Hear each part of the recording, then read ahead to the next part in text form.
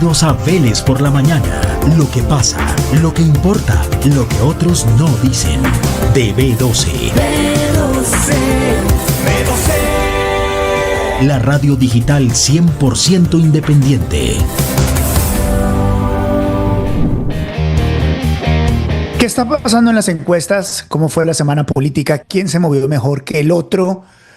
¿Qué está pasando con las amenazas, dudas sobre el proceso electoral colombiano? ¿Hay participación política en el país? Hola, ¿qué tal? Muy buenos días. Gracias por estar con nosotros. Hoy es domingo 22 de febrero de 2026. Está pasando como por dentro de un tubo, literalmente, el 2026. Rapidísimo. Y en año electoral sí que pasan cosas. Entonces viene año electoral. Ahorita les vamos a poner el conteo que tenemos de los días electorales que falta para las elecciones de Congreso, las consultas. Luego viene el Mundial. Tutaina, Tuturumá. Listo, brother. Tenemos presidente. El próximo año se acabó esta vaina. Gracias por estar con nosotros. Gracias por estar hoy domingo acá en Vélez por la Mañana. Este programa me encanta porque me siento a conversar con mis amigos, con mis compañeros de mesa sobre los temas más importantes de la semana para que usted esté bien informado. Quiero saludarlos a todos en nuestro panel el día de hoy, nuestra mesa. Don Julio César Iglesias, ¿qué tal, don Julio? Buenos días. Don Luis Carlos, buenos días. ¿Cómo anda? ¿Cómo van las cosas? ¿Qué ha pasado? ¿Bien? Bien, buen domingo para usted, para toda la audiencia de Vélez por la Mañana. Don Diego Santos, que acaba de llegar a correr 3 maratones domingo por la mañana. Dieguito, ¿qué tal? Buenos días. Pues estaba muy bien hasta que usted hizo ese resumen del 2026 y me siento muy viejo. Ya. O sea, Diego, la verdad es que esta vaina ya se fue, ya pasó, ya. O sea, Sí, ya. o sea, póngase a pensar. Feliz Navidad. Feliz Navidad. Ya llegamos al conteo de elecciones. ¡Pum! Primera vuelta, segunda vuelta, Colombia, clasificada, ¡pum! ¡Pam! Mundial. Chao, papá. Nos despertamos, estamos en agosto. En agosto, inauguración presidencial. 100 primeros días, listo, Tutaina, Tuturumá, se acabó. Listos. Así es. Pero no creen de verdad que a medida que estamos creciendo, los años pasan más rápido. Eso es ley de vida. Ya los Y la música se hace horrorosa. Y la música nueva se hace horrorosa. Sí. Sí, horrorosa.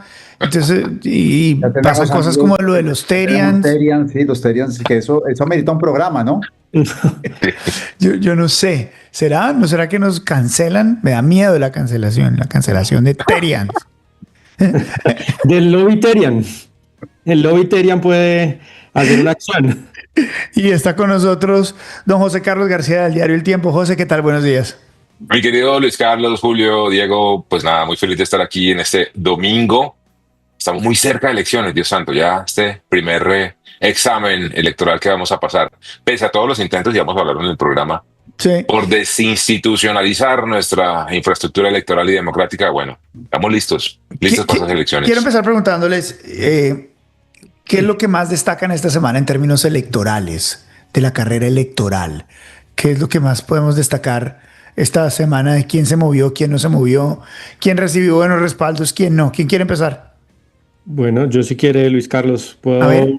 Pues creo que fue importante, aunque ya lo sabíamos y no es una novedad, que Iván Cepeda tiene un jefe de campaña muy activo, tiene un jefe de debate. Pues lo que pasa es que ese jefe de debate es el hombre más poderoso del país, controla enormes recursos, tiene canal de televisión propio, tiene influencers contratados, en fin, es Gustavo Petro, pues quitándose un poco la máscara.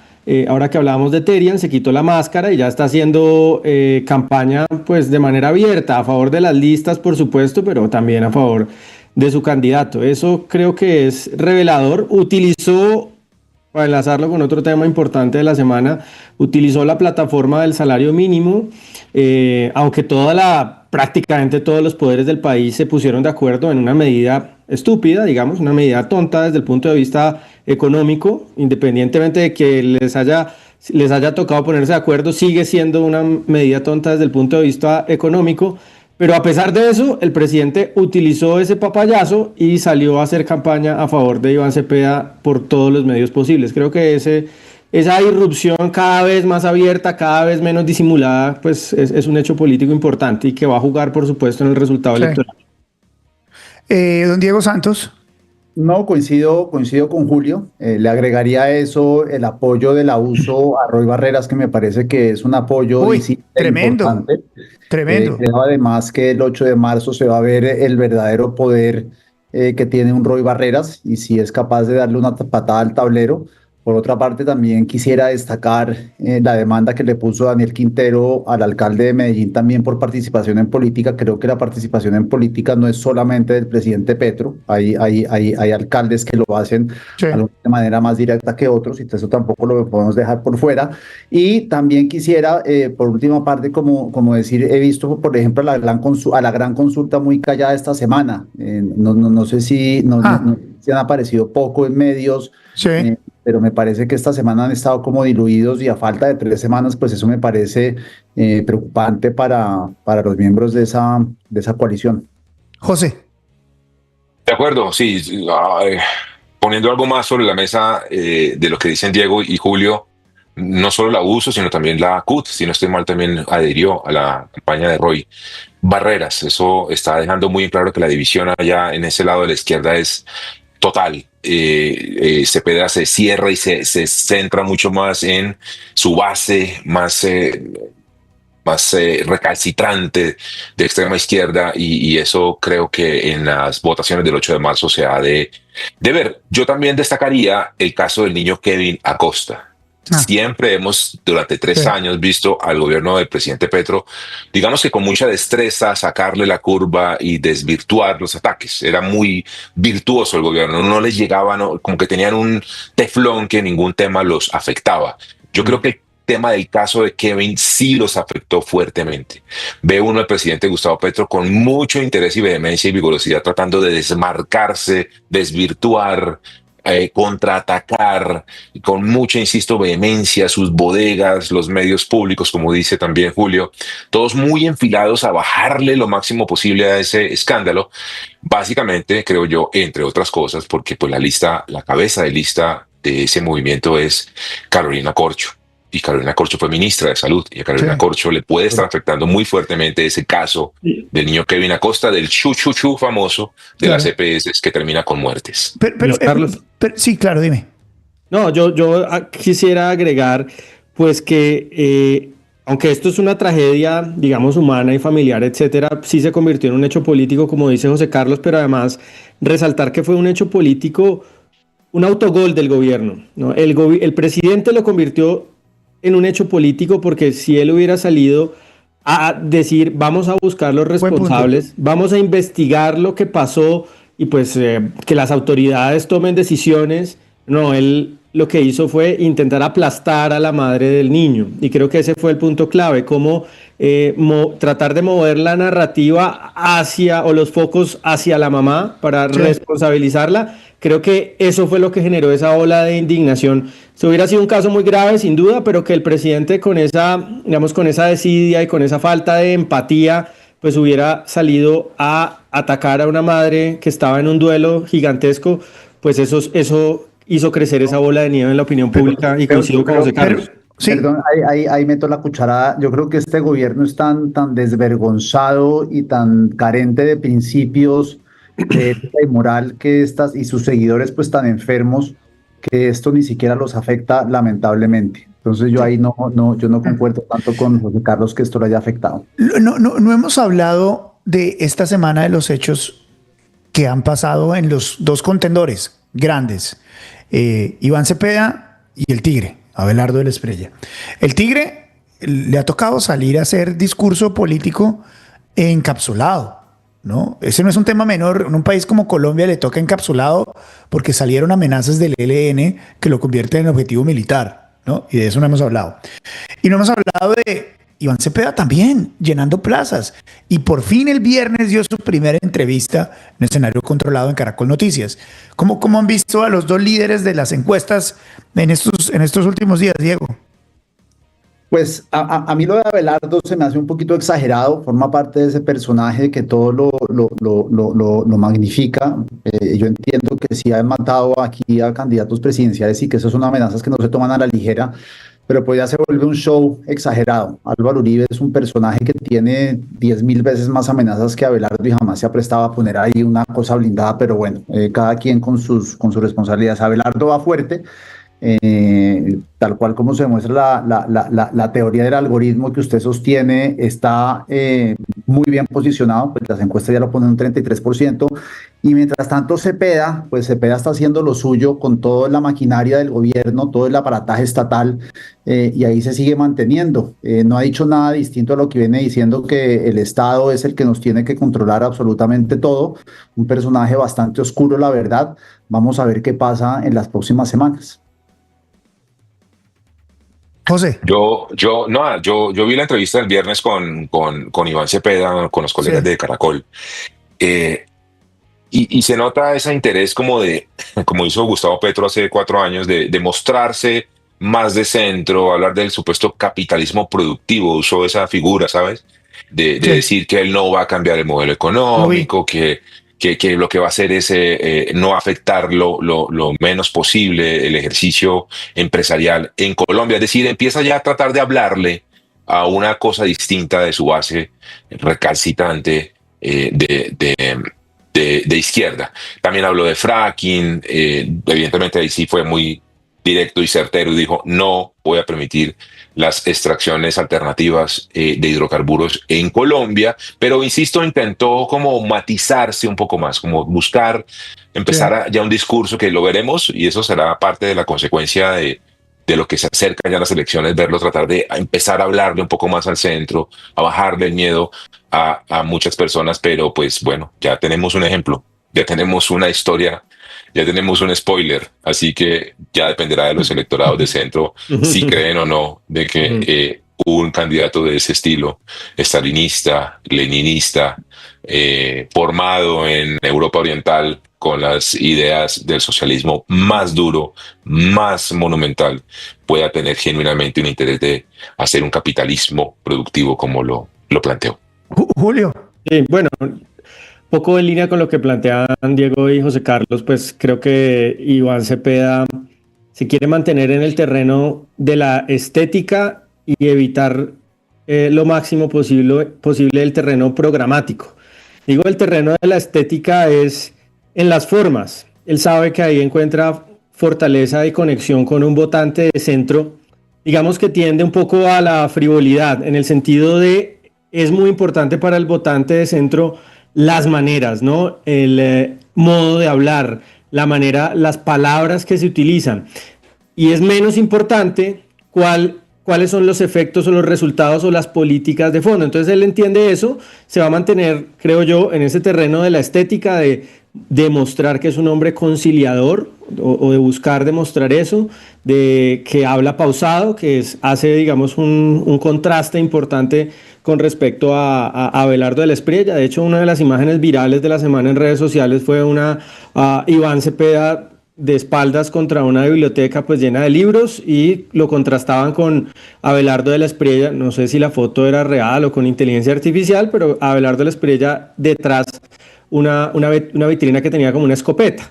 Entonces ese tipo, digamos, de performance estéticos va a ser el terreno, y es el terreno donde Iván Cepeda se siente tranquilo y donde se va a hacer fuerte, porque al pasar a lo programático también intenta quedarse en generalidades. Capitalismo productivo, ¿eso qué significa? ¿Cómo se concreta en políticas públicas exactas?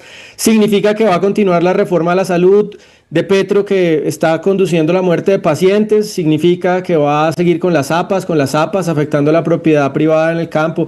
Pues a ese nivel de detalle él no quiere llegar. Entonces es un poco la apuesta de ellos, mantenerse en la frivolidad, en las formas, para no tener que plantear que en los grandes temas del país, como seguridad, como salud, como economía, donde vamos muy mal, sí, pues no hay sino una fórmula de continuidad, y eso es lo que él no quiere mostrar, evidentemente. Esta semana también estuvo marcada por 2 eventos importantes frente a las elecciones por parte del gobierno nacional. Primero, una estrategia pareciera conjunta de generar dudas sobre la idoneidad del proceso electoral. Y 2, unas presentaciones del presidente en el marco del salario mínimo, en las que se podría estar borrando la línea de la participación política para justificar accionar por parte del gobierno en soporte o apoyo de Iván Cepeda. ¿Ven ustedes que el gobierno como que cada vez trata de subirle un poquito más la presión para poder apoyar al candidato suyo, que es el de Iván Cepeda? José, empiezo contigo. Sin duda, Luis Carlos, es profundamente grave. Mire, le quiero leer textualmente la frase. Dice, estamos ante un 100% de riesgo de fraude. Lo dijo el presidente Gustavo Petro la semana pasada en la plaza pública. Que un presidente de la República haga ese señalamiento tan grave. Y por supuesto eso lo desarrolló en un supuesto interés, dice él, de la registraduría, dándole órdenes a los testigos electorales de no dejar espacios en blanco en el formulario E14, básicamente para que sea más fácil leer la información y digitalizarla y tener más rápido los datos. Y él pidiéndole a los testigos que no le hicieran caso a la registraduría, hablando de unos supuestos software manipulados para hacer fraude, mejor dicho, unos señalamientos gravísimos. Yo sí veo un interés genuino y directo de desinstitucionalizar el aparato electoral colombiano, de atacar directamente la estructura democrática electoral del país. Y eso es gravísimo, porque la MOE, la Misión de Observación Electoral, salió también el mismo viernes a desmentir directamente cada una de esas palabras del presidente Gustavo Petro. Sí. Y definitivamente allí hay un interés. Y a mí lo que me preocupa además es que en ese punto, lastimosamente, he visto algunos conatos de encuentro entre los polos distintos.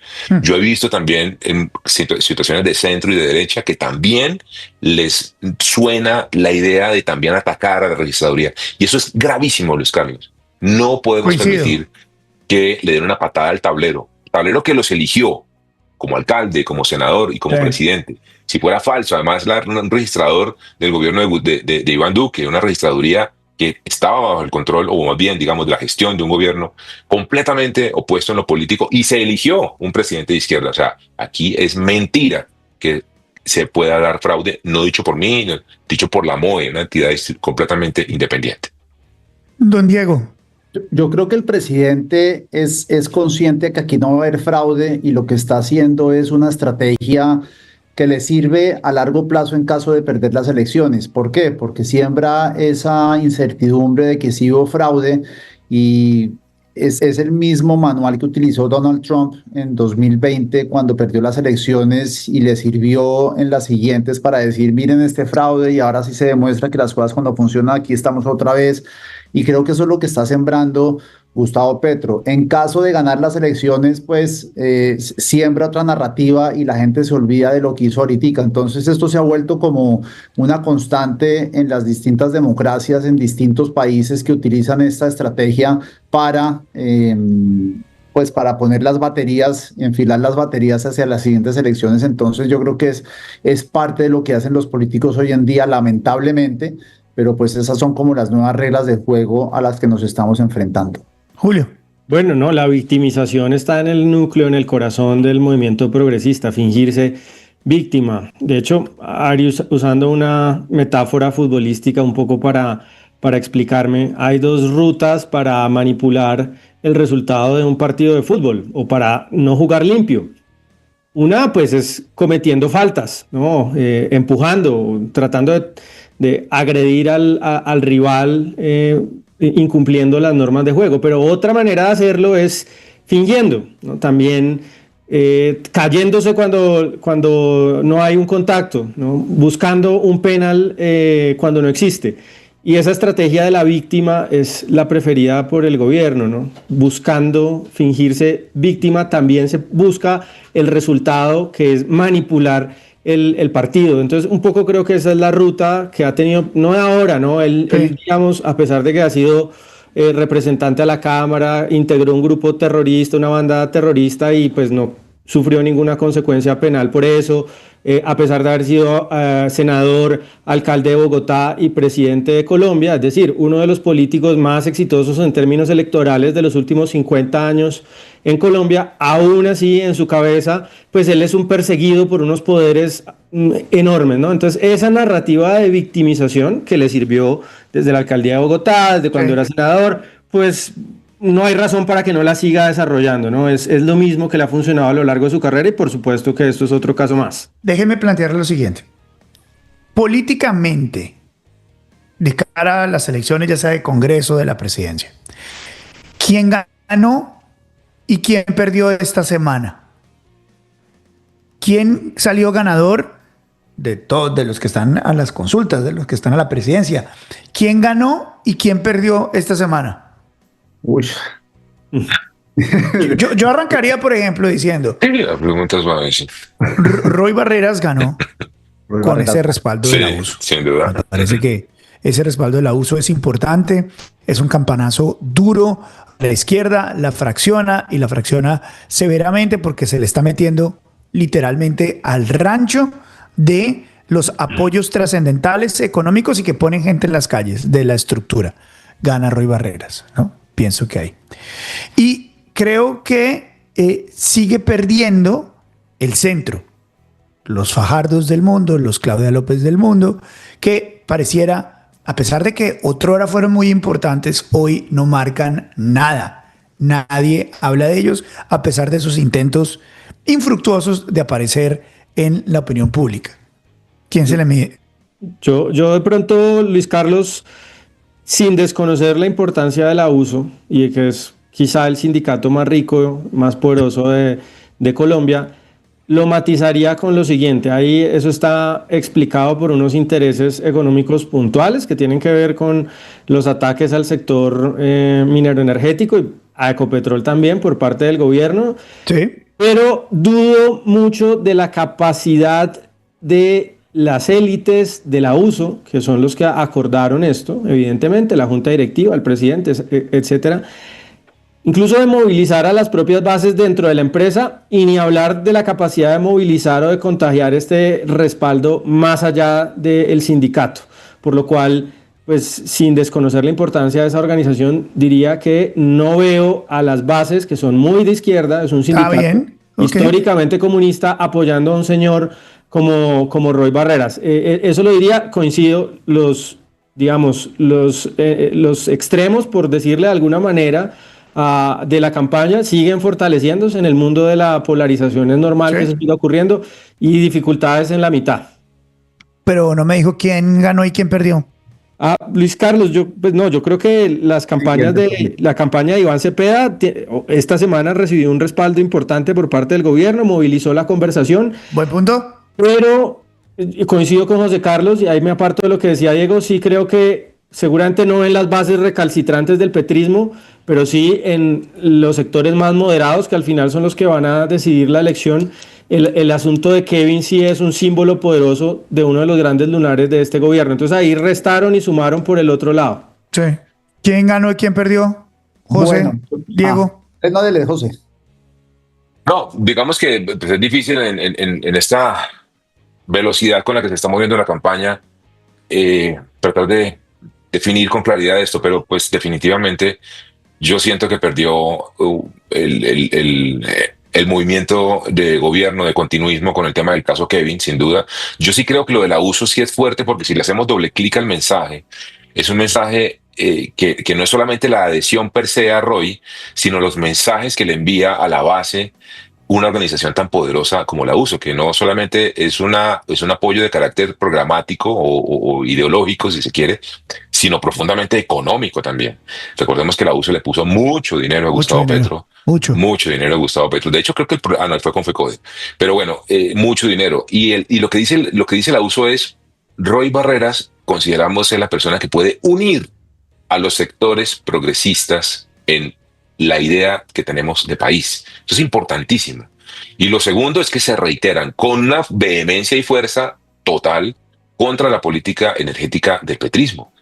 Vuelven y le dicen a Gustavo Petro que ha cometido todos los errores en el manejo de la política energética del país. Lo dice el sindicato de Ecopetrol, que además tiene ya tiene poder. O sea, el sindicato ya no es una organización que satelitaba alrededor de la Junta y veía cómo trataba de meterse. Ahora está metido dentro de la Junta, tiene poder de decisión, está más empoderado que nunca la USO hoy en día en la historia de Ecopetrol. Y con todo eso, se le van de frente al gobierno y de frente al candidato que propone el gobierno. Así que creo que ellos pierden fuertemente.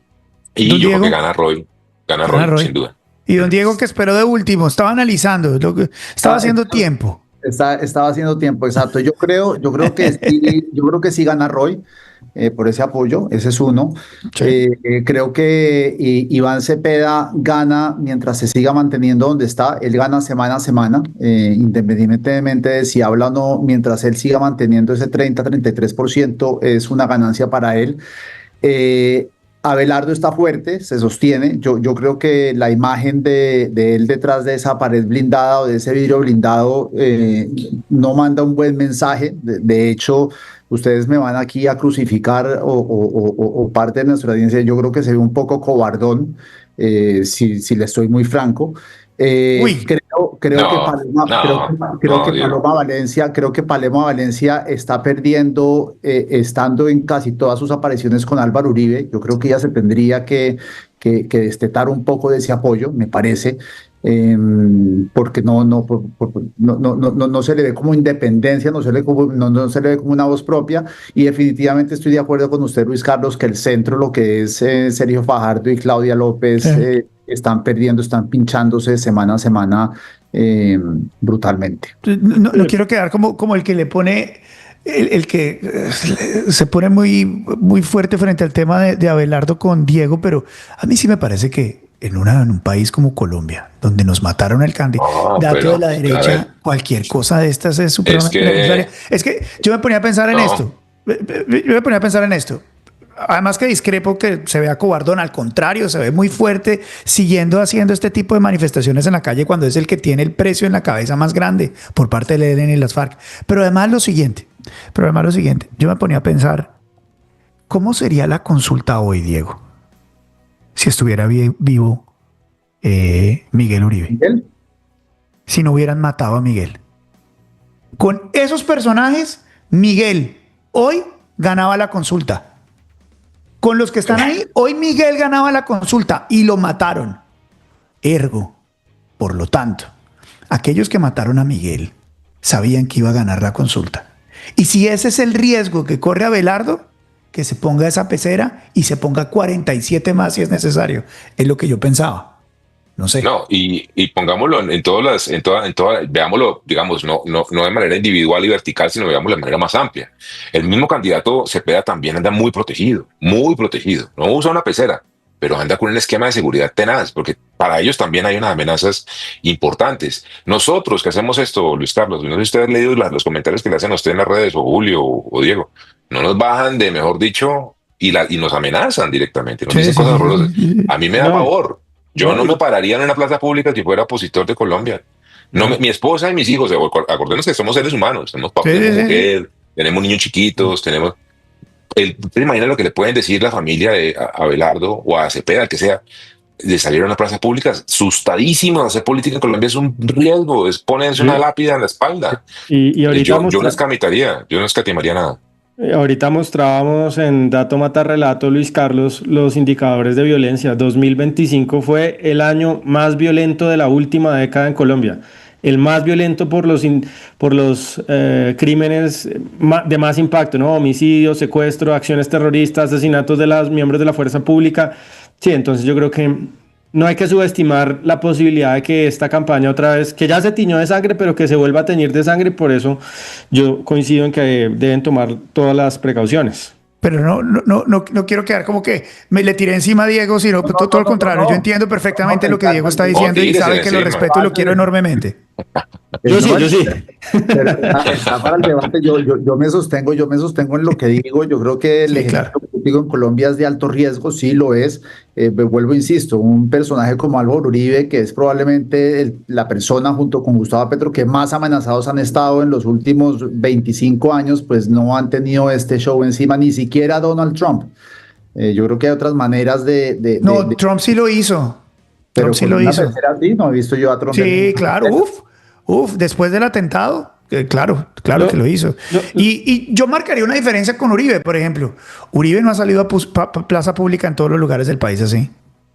Uribe lo hace todo y la mayoría de cosas en recintos cerrados. pero Y hasta tiene ahora, más de 150 personas que lo cuidan, hace años. en Valledupar salió a pase pública, con Paloma está Sí. saliendo a varios sitios, es decir, Y la diferencia entre la seguridad del presidente Claro, pero es que se y tasa Abelardo, distinto, Luis Carlos, se tasa distinto, porque es que, claro, con claro, 150 personas, no solamente son personas que te cuidan, sino haces hay perímetros de seguridad. inhibidores, exacto, hay inhibidores de celulares, hay una avanzada previa, hay un montón de Así cosas es, que si tú no sí. lo tienes, lo tienes que compensar de otra manera, porque el riesgo es el mismo.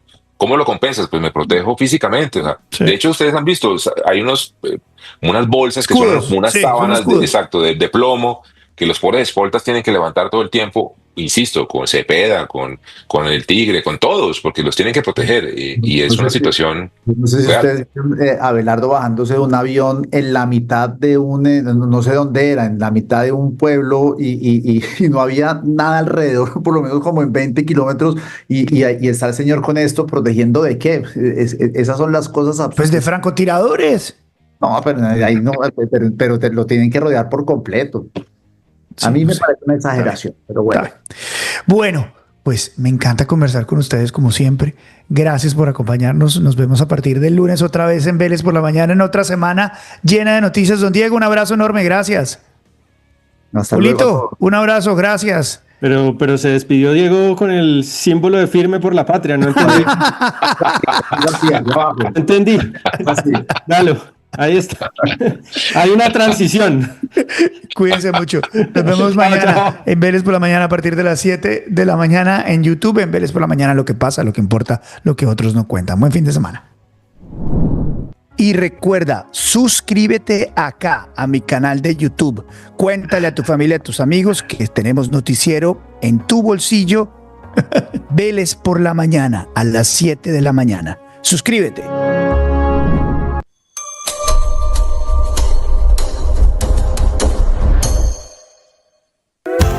Bienvenidos a Vélez por la mañana. Lo que pasa, lo que importa, lo que otros no dicen. De B12. La radio digital 100% independiente. Esta es una producción de BC Media y Digital Stereo Studios, agencia de podcast y streaming.